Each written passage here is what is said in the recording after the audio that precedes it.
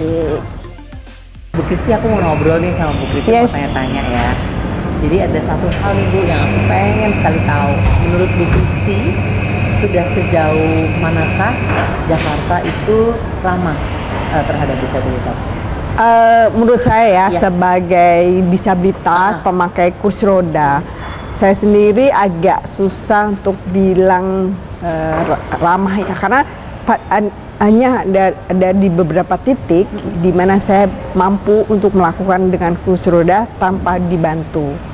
Yang banyak adalah di daerah protokol atau titik-titik tertentu seperti misalnya kemarin saya di LRT, tapi hanya di situ aja. Begitu keluar dari LRT, dari stasiun, saya gak nyaman lagi.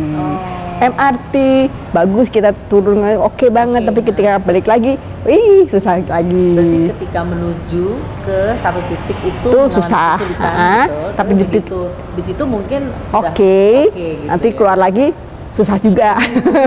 Berarti masih banyak sekali ya Bu ya yang diperbaiki atau mungkin ditingkatkan lagi lah gitu ya. Itu bicara tentang kursi roda. Mungkin teman-teman tunarungu atau pakai tongkat masih bisa lah.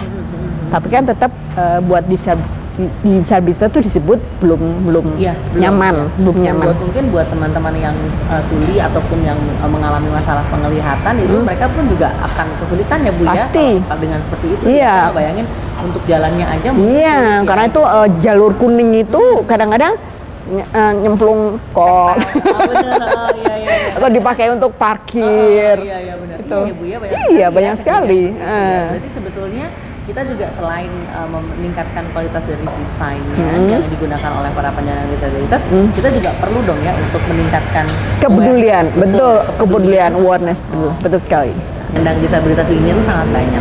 Aku mau tanya nih sama Bu Kristi, di sepengetahuan Ibu Kristi, jumlah penyandang disabilitas di Indonesia, di Jakarta tuh kurang lebih berapa banyak? Saya tahu dunia kira-kira tuh sekitar 1,5 miliar dari 7 miliar penduduk dunia.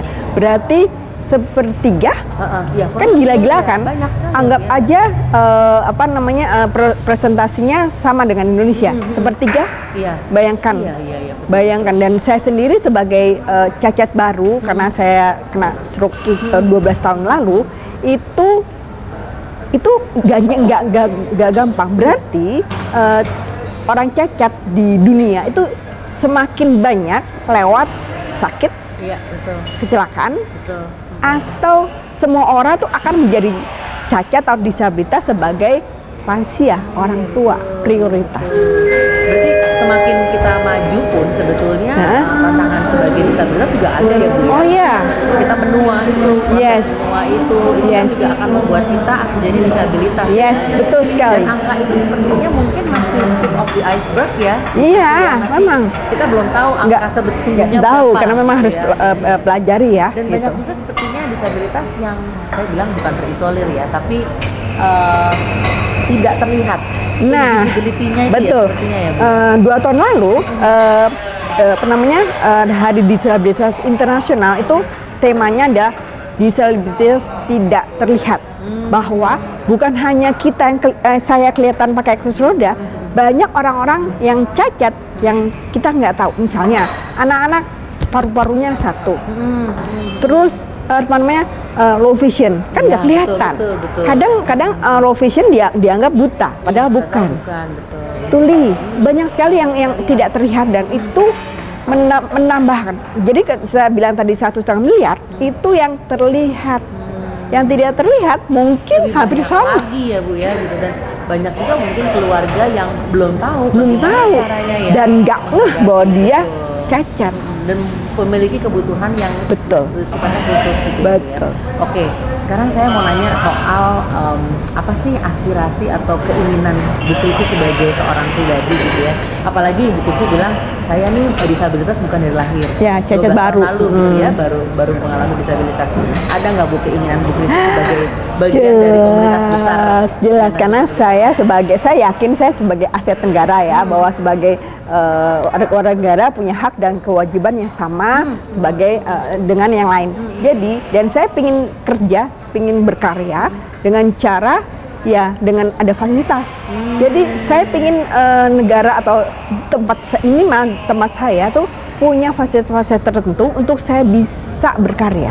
Karena kalau kita tidak bisa berkarya, tidak punya fasilitas, misalnya orang cacat mau ke kantor tapi nggak bisa naik bis, gitu kan, akhirnya gimana? Buat apa? Iya, betul. Ya kan jadi beban negara. Betul. Gitu. Jadi paling tidak ya minimal kalau untuk Jakarta agak susah untuk membuat ramah disabilitas. Tapi di titik-titik tertentu yang sangat common, biasa, itu dibikinlah yang nyaman untuk disabilitas. Ya minimal dari situ. Dan kita kan saya sendiri sebagai arsitek yang benar-benar pingin gitu ya, saya mau semuanya. Gitu sebenarnya. Gitu ya. Nah, ini udah pas ya, kita sama-sama arsitek ya.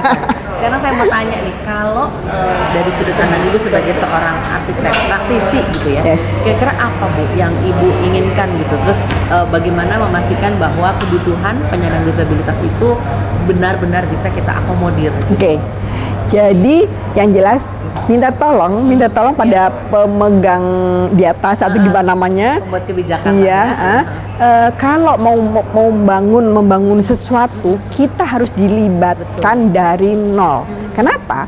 Ketika contoh, misalnya kita mau membangun satu bangunan perkantoran, kalau kita dilibatkan, kita pasti minta tolong semua rata. Karena susah pakai kursi roda. Ya, Oke, berarti kan rata. Tapi kan desain kan bukan begitu. Pasti ada tangga. Oke, kalau ada tangga, konsekuensinya adalah harus punya rem. Kan sesederhana itu sebenarnya. Betul. Tapi kalau kita tidak dilibatkan, mereka bangun dan tidak rem, betul. Itu yang terjadi. Karena kita nggak merasakan ya, Bu.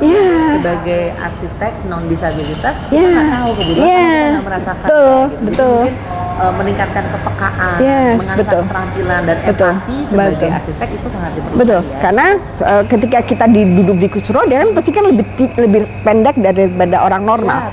Ketika pintu yang di sini kan standarnya antara 100 sampai 120 di sini posisinya. Saya nyaman nggak sih? Sebenarnya semua disabilitas bisa karena terkondisi. Tetapi untuk dorong pintu tuh susah banget. Saya biasa harus berdiri. Padahal nggak memungkinkan. Nah, berarti arsitek harus menurunkan standar menjadi mungkin 80. Mungkin ya seperti itu. Dan itu dia harus care kalau mencoba duduk di kursi roda. Itu bedanya. Betul. Dan ternyata desain itu bisa kita buat. Ini justru menurut saya memicu kreativitasnya arsitek sendiri ya gitu. Karena misalnya gini, kalau kita tahu standar pintunya misalnya tingginya cuma harus 80 misalnya gitu, taruh 80. Dengan menurunkan sedikit kita bisa menuangkan kreativitas kita itu lebih rendah, tapi mungkin didesain sedemikian rupa gitu ya. Betul. Dan itu anak-anak juga lebih nyaman untuk tanpa harus mama tolong buka. Betul. Nggak cuma berarti peduli sama disabilitas, desain yang peduli, sifatnya inklusif gitu ya, untuk kebutuhan disabilitas itu berguna tidak hanya untuk disabilitas, tapi juga untuk masyarakat yang non disabilitas. Nah, makanya kita bilang disabilitas bukan hanya cacat, tapi lansia, anak-anak itu namanya prioritas. Mereka termasuk kelompok prioritas ya. Betul. Oke. Terima kasih banyak Bu Kristi, aku belajar banyak hari ini. Kami mengajak masyarakat disabilitas, rekan-rekan sejawat, pengelola kota untuk mewujudkan Jakarta yang ramah disabilitas. Saya sebagai disabilitas sangat ingin mengajak teman-teman disabilitas yang masih takut dan bingung bahwa Jakarta dianggap belum ramah. Di beberapa tempat pasti dan saya ngajak mereka untuk datang bareng-bareng mewujudkan kenyataan bahwa Jakarta Salam Lestari.